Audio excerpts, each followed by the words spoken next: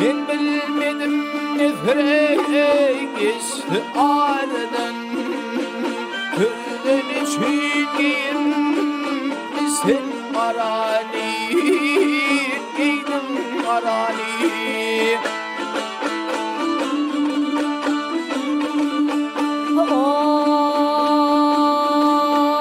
Başımdan ötenin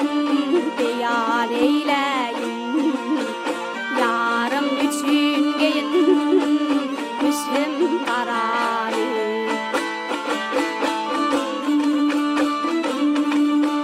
Üç yıl boyu ayrılmışım yarımdan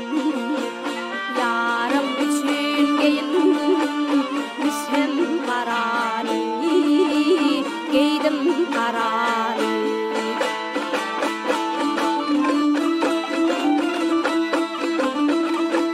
Afonu kimin ayro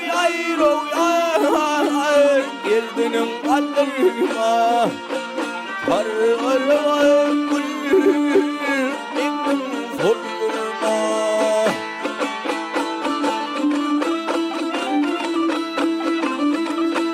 Adofu düşmanıma ayro Ahırım bilirme Kızın içindeyim sen arana Giydim arani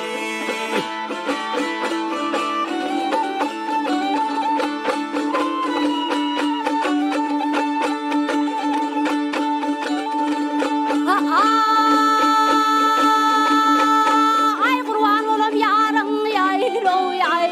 yar Kalım kaşına Gelir boğuşmadı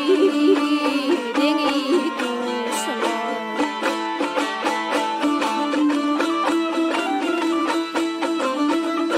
Ay bilmedim ne işleri yayro yar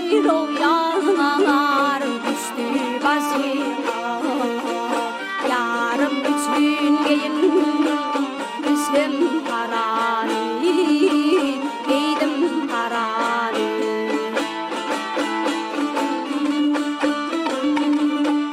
Himra seni diye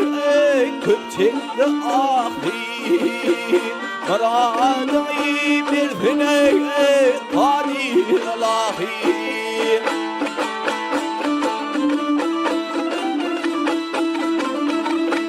Aynı bilim ayro Hepim ahi Kızın için